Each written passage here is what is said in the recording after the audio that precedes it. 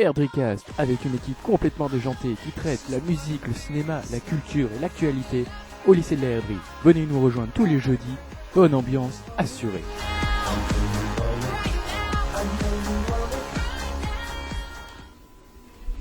Bonjour à tous, bienvenue à l'émission Erdricast. Comment vous allez ce matin ? Ce midi plutôt. Ça va, il n'y a que Coralie en fait. Ça va. On a plein de chroniqueurs autour de la table, mais en fait il n'y a que Coralie qui répond. Voilà. Ok. Alors aujourd'hui en chroniqueur, on a Elisa, Louise, Léa, Coralie, Victor et Florian. Ça fait du monde, hein. Mais vous êtes trop calme, c'est bien. Ah voilà, c'est bien. Discipliné et tout.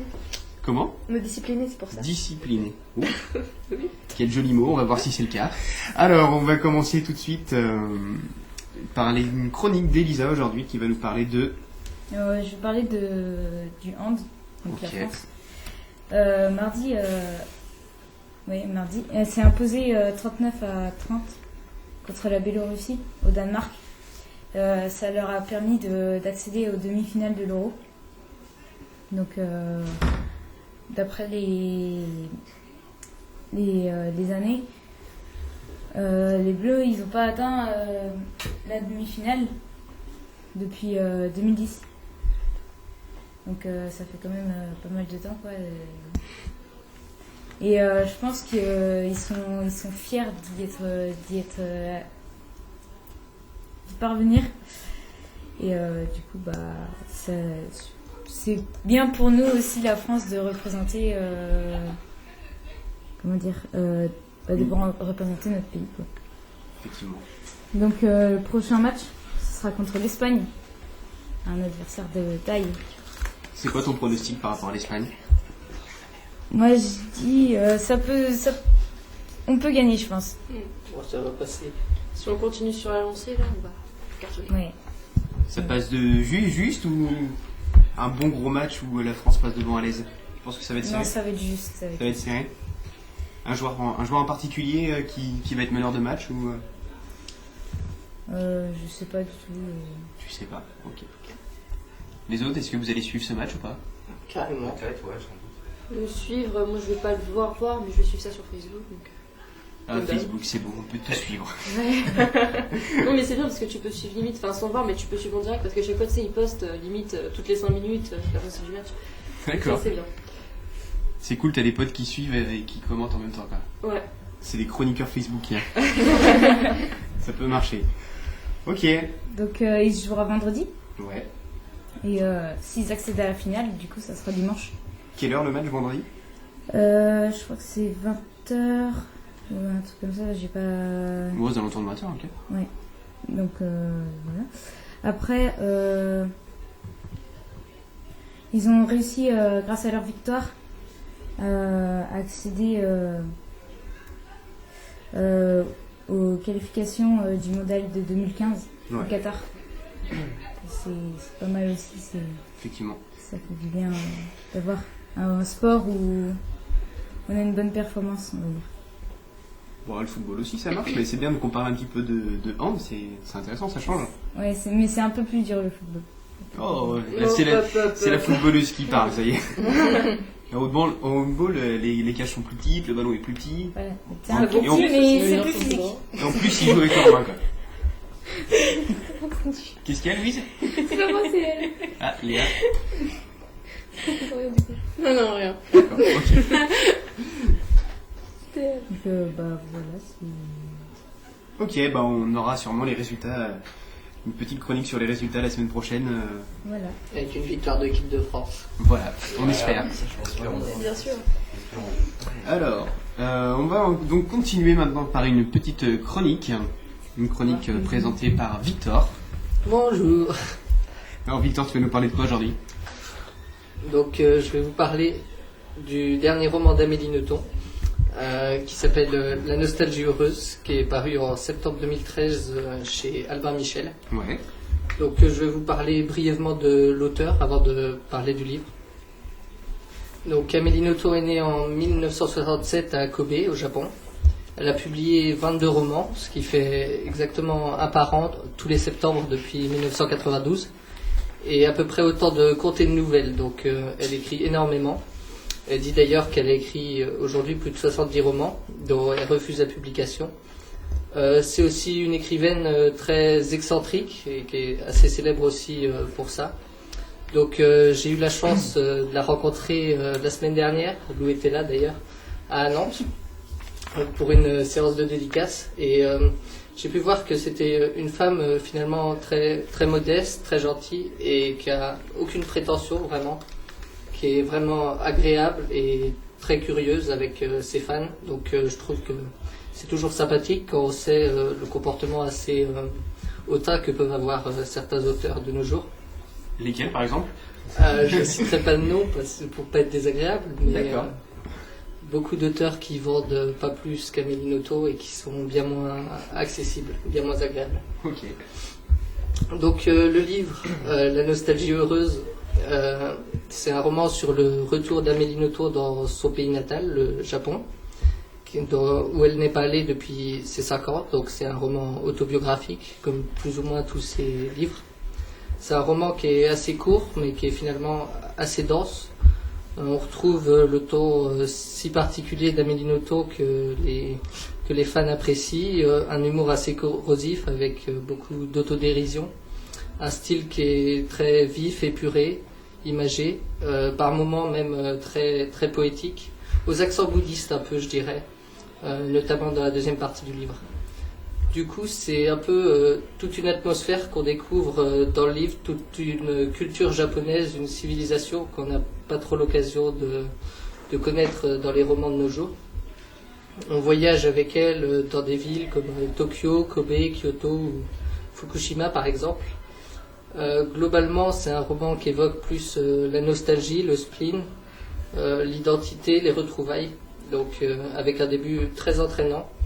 Donc, par contre, c'est peut-être pas le premier livre d'Amélie Nothomb qu'il faudrait lire. Il faudrait peut-être commencer par un livre comme Ni d'Ève ni d'Adam ou Stupeur et tremblement, avant d'attaquer celui-là qui parle du Japon aussi. Donc, finalement, je pense que c'est du vrai Amélie Nothomb, je dirais du grand Amélie Nothomb, qui est assez déroutant, voire poignant.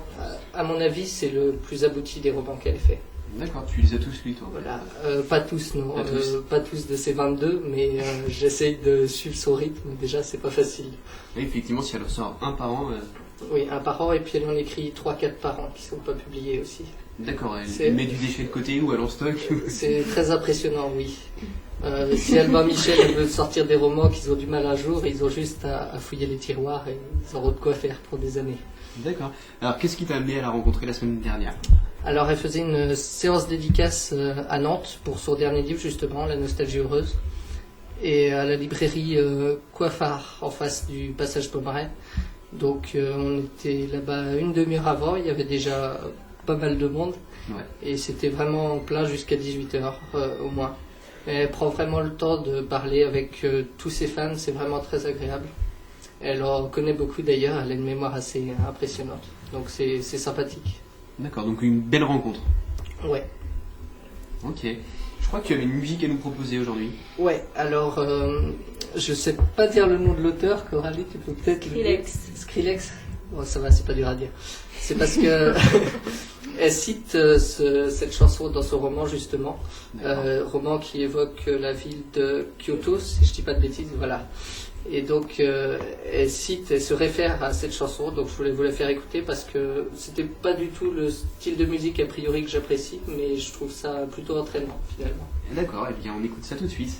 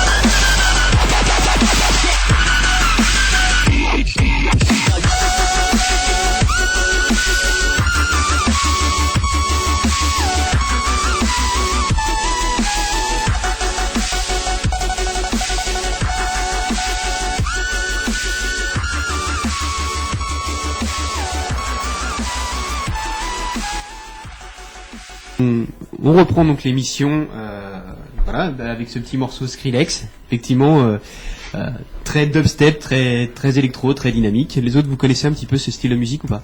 Ouais, Oui. ouais. À l'unanimité, si. Ah d'accord.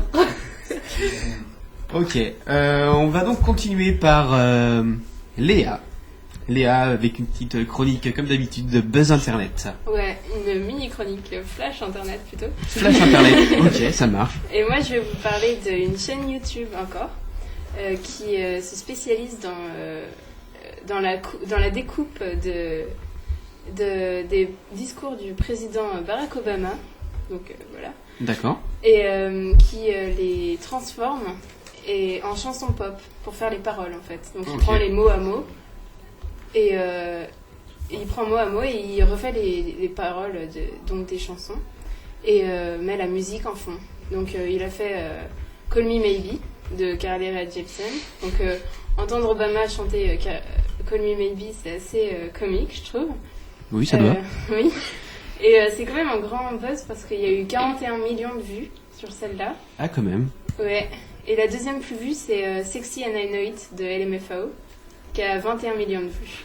Pas mal aussi, quand même. Et donc cette chaîne s'appelle Barack's Dub. Donc Barack comme Barack Obama. Ouais. S comme le S de position en anglais, petit cours d'anglais. Et Dub comme dubstep. Ok. Donc voilà.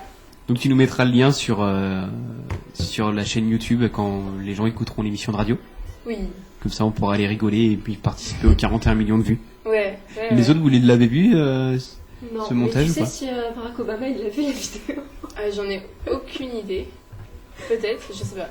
Il a pas lancé un petit tweet pour dire que c'était cool Bah je suis pas trop Twitter et tout, donc je dois avouer que non. Même sur Twitter, je ne suis pas Barack Obama. Eh bien, tant pis pour Barack. Ouais. Ouais, je l'appelle Barack, il était hier à la maison. Ensuite, on va continuer par une petite chronique musique proposée par Coralie. Ouais, donc moi je vais vous parler d'Orphaned Land. C'est un groupe, alors style musical à définir, c'est aussi anciennement de métal, maintenant plus rock. Donc il faut savoir que le métal s'approprie volontiers les légendes antiques et moyenâgeuses. Donc Orphaned Land venant d'Israël, donc c'est naturel qu'ils s'intéressent aux religions abrahamiques issues de la Terre Sainte. Donc c'est un groupe qui puise ses influences dans la musique folk et les traditions juives orientales.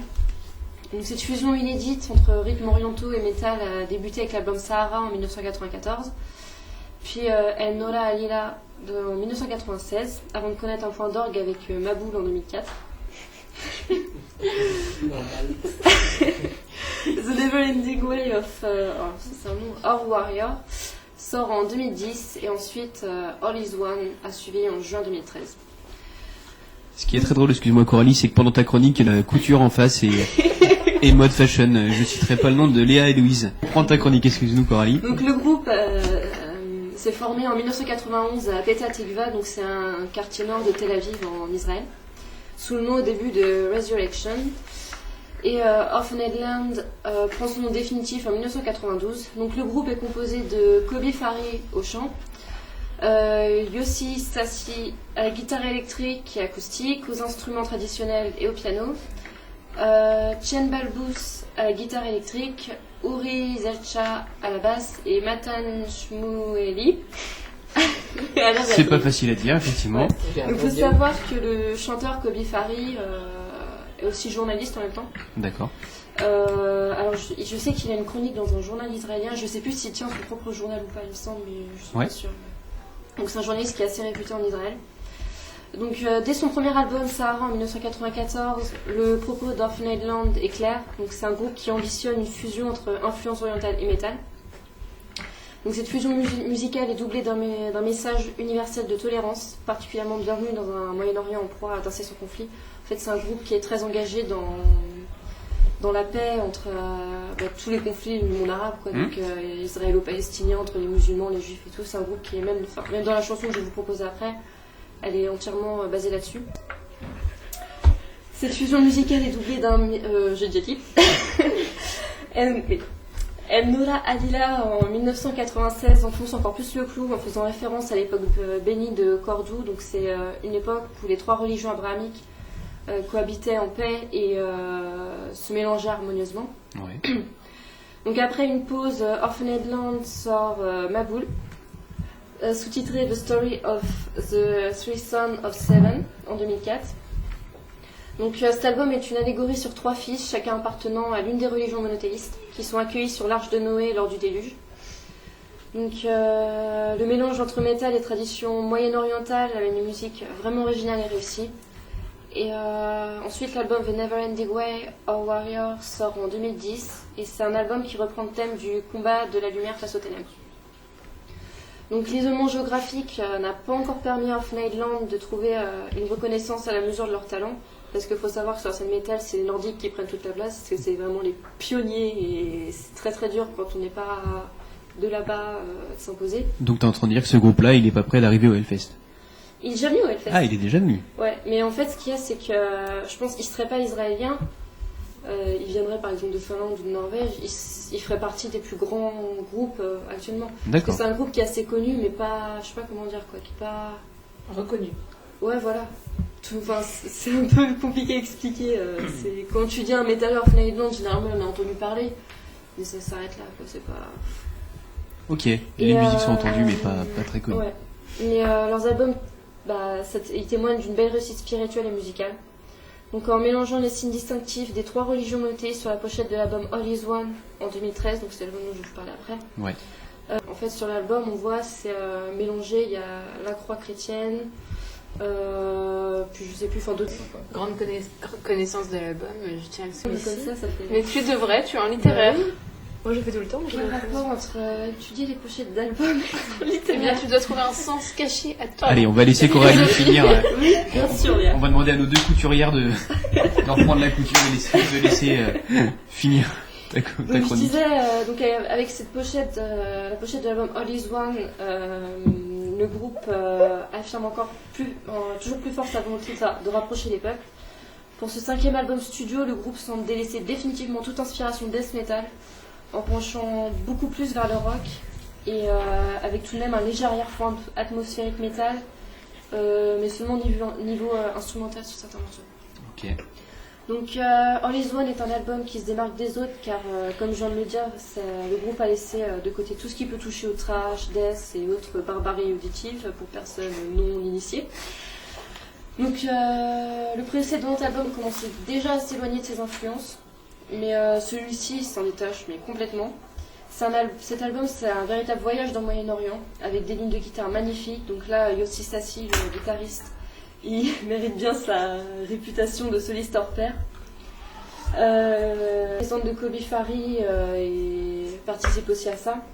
Donc une petite précision métal, c'est que Kobi Fari c'est vraiment un chanteur assez exceptionnel parce que dans le métal, c'est très rare les chanteurs qui arrivent à manipuler le chant guttural, les growls et le chant clair. Et soit il gueule très bien, mais le chant c'est assez bancal, ou l'inverse. Mais lui, il manipule les deux à perfection. Quoi. D'accord. Donc c'est quelque chose d'assez... On va sûrement l'entendre dans le morceau qu'il nous a proposé après là. Ouais, et il y a des références orientales plus mises en avant que jamais, avec encore plus de percussions et d'instruments traditionnels. Des chœurs massifs et grandioses et un mélange de langues accentuant encore le côté exotique de l'album. Donc c'est un album qui alterne les humeurs et les ambiances tout en conservant une cohérence assez remarquable. Et c'est un album qui privilégie une dimension symphonique et grandiose. Donc je dois dire, personnellement, moi c'est un des... J'ai écouté cet album-là l'été dernier. Et c'est un des meilleurs albums qui m'a été donné d'écouter, je pense. D'accord. Parce qu'il y a beaucoup de bons albums que j'aime beaucoup, mais lui il m'a vraiment bien marqué. Donc, Bon album avec une liaison. Bon album, ouais. punaise. Est-ce qu'on peut écouter une chanson du bon album maintenant Donc ouais, j'ai mis la chanson qui s'appelle All Is One, donc qui parle justement de la tolérance. Et dans le clip justement on voit bien parce que le clip en fait ils se déguisent en fait souvent dedans, mais pour représenter en fait chaque religion. Et tout ça pour faire une sorte de cercle pour montrer que les religions monothéistes, il n'y a pas de raison de se faire la guerre, puis qu'au final c'est la même chose, ils viennent vers le même Dieu et qu'ils doivent s'aimer entre eux. Voilà. Ok, eh bien on écoute ça tout de suite. Est-ce que le titre de la chanson c'est All Is One. All Is One? On écoute.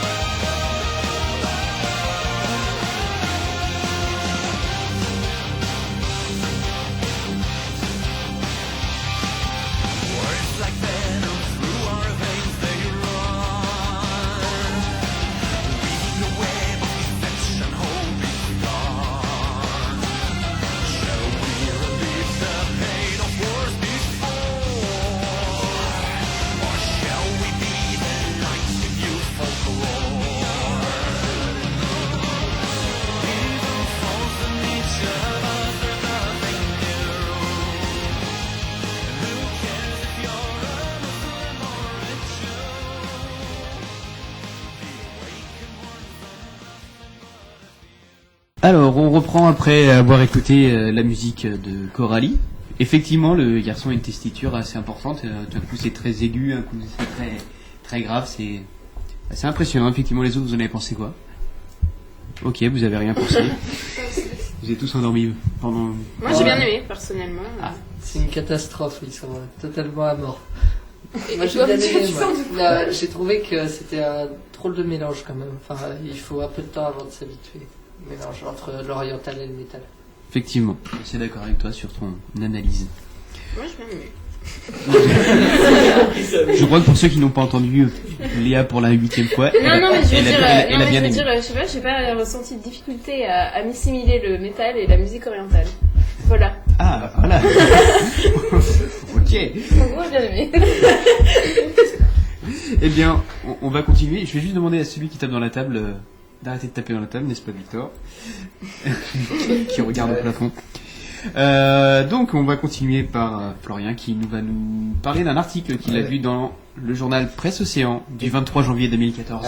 Le journal, c'est un article récent en plus, celui d'aujourd'hui, c'est génial. Bonjour à tous. Alors moi, je vais vous parler d'un article donc sur une entreprise agroalimentaire spécialisée dans la fabrication de petits gâteaux secs. Donc l'entreprise Lu, je pense que vous l'avez tous remarqué, devinez. 50 postes vont être supprimés d'ici la fin de l'année sur la ligne de production du véritable petit beurre. Pourquoi? Je vous l'explique tout de suite. Le projet d'optimisation de l'outil industriel a été dévoilé en octobre. Il concerne les 3 usines françaises du groupe Mondelez, exemple Kraft Food, dont celle de la Haye Faussière. D'ici la fin 2014, la fabrication des biscuits secs, 16 000 tonnes par an quand même, de petits beurre, petits brins, palmito, figolu, etc. et autres sablés, passera de 3 à une seule ligne de production. La clé de la suppression d'une 50aine de postes d'intérimaires. Il faut savoir que l'usine de la Haye Faussière, par exemple, emploie 420 salariés permanents et 120 intérimaires. Voilà. Un coup dur pour ces précaires qui sont plus d'une centaine en moyenne à travailler à l'usine aux côtés de leurs collègues en CDI. Leur départ va aussi avoir des conséquences sur ceux qui restent, souligne Patrick Vielle, délégué CFDT élu au conseil et aux communautés entreprises. On va nous demander de travailler plus dur pour sortir le même tonnage. Je me demande comment ils vont faire d'ailleurs, parce que moins d'effectifs pour autant de productivité, ça risque d'être un peu compliqué. Ils vont peut-être nous demander d'arrêter de manger des petits lus. Dommage, moi j'aime bien ça. Coralie n'est pas d'accord. Non, pas la fin des petits lus. Ce sera pas la fin, mais bon, il y aura beaucoup moins de petits lus que l'on trouve actuellement en grande surface. Les syndicats ont rendu un avis défavorable au projet, mais la procédure suit son cours. Un comité central d'entreprise est prévu mardi à Vélizy, siège de Mondelez, France, suivi d'un CE à la Haye Faussière le 31 janvier.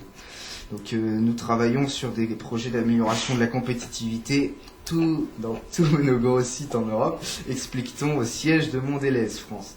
L'objectif est de faire 100 licenciements. Notre priorité est de conserver nos salariés permanents en allant progressivement vers plus de flexibilité. Eh ben dis donc. Reste que la pilule a du mal à passer, et ça c'est normal. C'est le plan qu'on redoutait depuis le rachat par Kraft Food en 2007, explique Patrick Vielle. L'usine a bientôt 30 ans pourtant. On a conscience qu'elle doit se moderniser pour rester dans la course. Mais les prix à payer est élevé. Voilà. Donc bon, perso, moi j'aime bien les petits lus et bon, c'est un peu dommage qu'ils réduisent les effectifs. Bah, ils vont être obligés de travailler plus pour qu'on puisse manger plus. Voilà. C'est un peu triste. Allez, une petite devinette par rapport à lui. Est-ce que quelqu'un connaît ce que ça veut dire lu? Le fait utile. Ah, trop tard, Coralie. Tu t'es fait griller par Elisa, je crois. Non, c'est qui? Par Léa. Ah, c'est Léa. Pardon. Ah, c'est Léa. Bravo Léa, tu auras gagné un petit lu. Et que veut dire BN? Biscuiterie nantaise. Ah, on continue dans les devinettes. Hein. Eh ben, moi j'ai une devinette pour vous. Qui fait la... Mouton. Eh bien, c'est Louise. C'est la dernière et elle regarde tout le monde et elle fait... Alors moi je vais présenter un groupe de musique qui s'appelle Phoenix. C'est un des groupes les plus connus, un des groupes français les plus connus à l'étranger.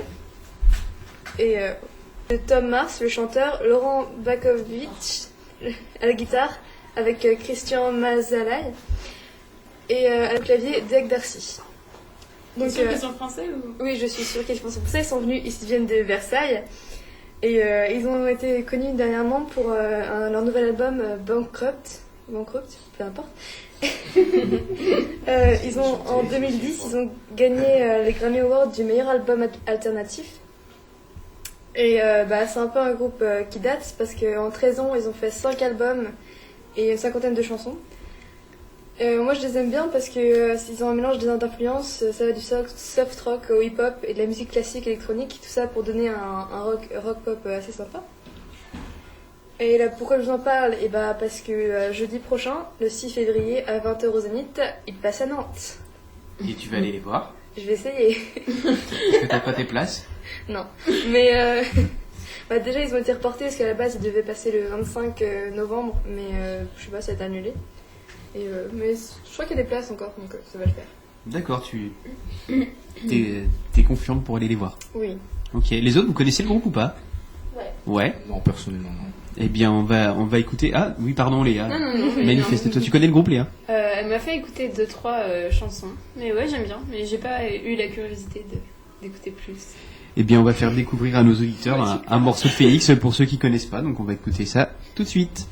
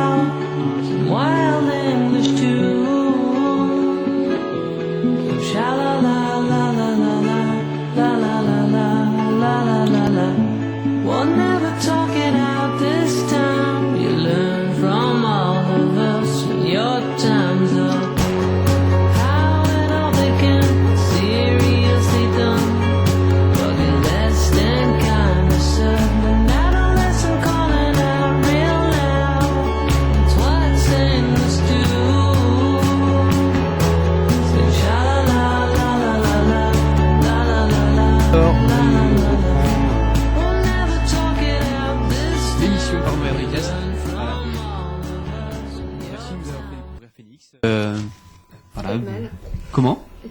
Quand tu veux. Quand je veux. Il y a pas de mal. Ça y est, c'est fait, effectivement. Avant de finir cette émission, Florian, tu avais un petit message à nous faire passer. Voilà, je fais passer un petit message pour tous les Nantais et tous ceux qui sont du département Atlantique du 44. Donc voilà, et tous ceux de la herderie aussi. Ça va venir après. Cette année, se déroule le Formatech du 24 janvier au 25 janvier, donc vendredi, samedi, dimanche. Voilà, à la Beaujoire. Donc c'est un forum d'orientation comme tous les ans. Voilà, donc je vous conseille d'y aller si vous ne savez pas encore ce que vous voulez faire plus tard, surtout pour les étudiants, voilà. Et je préfère annoncer que les portes ouvertes de lycée de la herderie seront le 22 février, voilà, samedi 22 février, monsieur marqué sur le site, donc voilà. Ben, merci quand même de nous le rappeler. Je vous rappelle à tous qu'on se retrouve jeudi prochain en direct dans le hall de la herderie. Ouais. Cool.